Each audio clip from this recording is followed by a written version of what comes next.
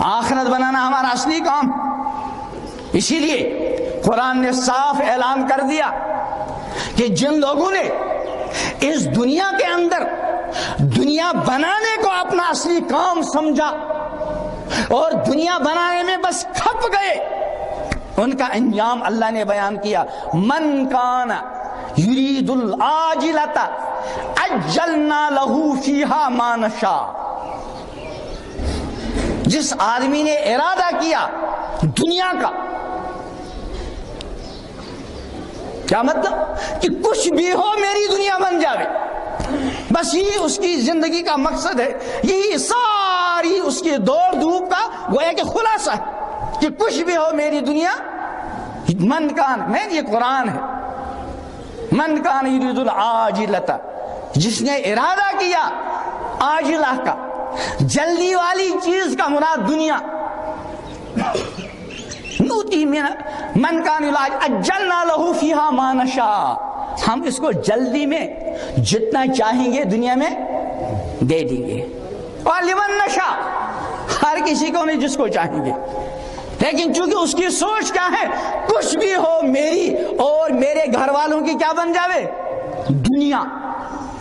یہ اصل سوچ ہے غیر ایمان والوں کی. ایمان والوں کی اصل سوچ نہیں. ہاں امنن آج لگ رہا ہے ایسا ہی.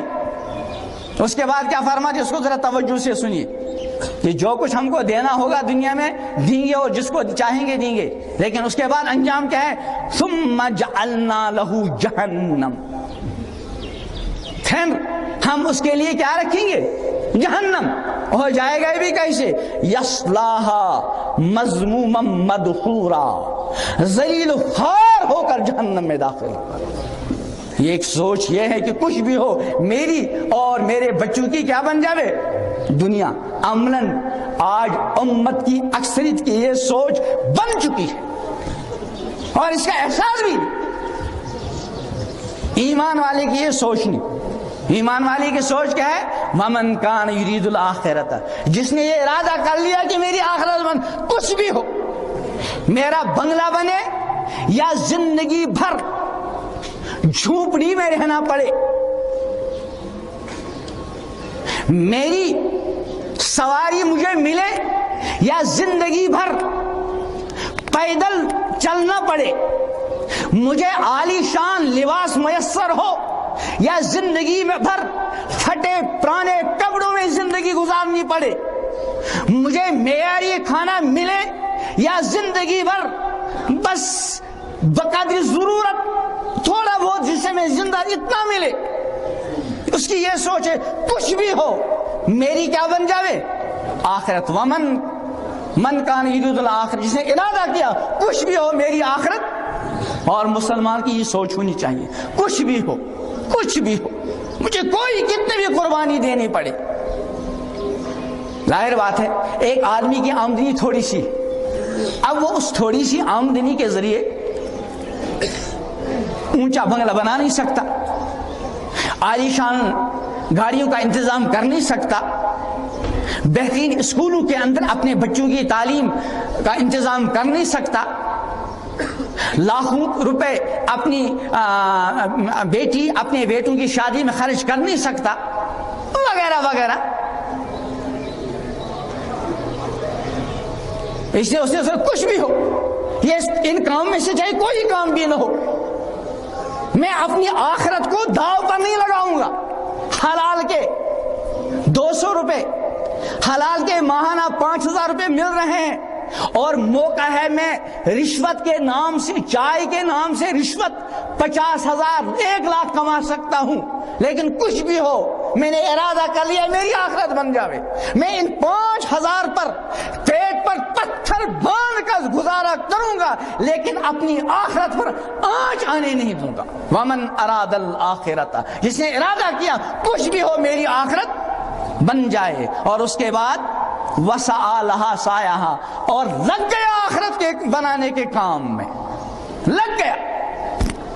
ارادہ ہی کافی نہیں، پہلے پختہ ارادہ کچھ بھی ہو میری اور میرے گھر والوں کی کیا بن جاوے آخرت. اور یاد رکھو کبھی ایسا بھی ہوتا ہے جب یہ ارادہ کچھ بھی ہو میری اور میرے گھر والوں کی آخرت بن جاوے، اللہ بعض مرتبہ اس کو دنیا دوسروں سے بہت زیادہ دیتے ہیں اور مزیدار دنیا.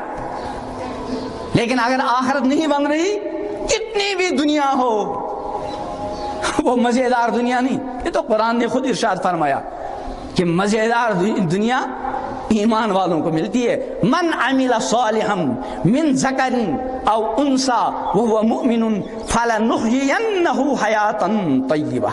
ایمان اور اعمال صالحہ کی شرط کے ساتھ حیات طیبہ، پاکیزہ، پر لطف، سکون کی زندگی. لیکن اس کے برعکس ومن اعرض عن ذکری، جس نے ہماری یاد سے غفلت کا برتاؤ کیا، غافل بن کر زندگی گزاری، لگ گیا دنیا بنانے کے چکر میں، ہمارے احکام کی پرواہ کیے بغیر.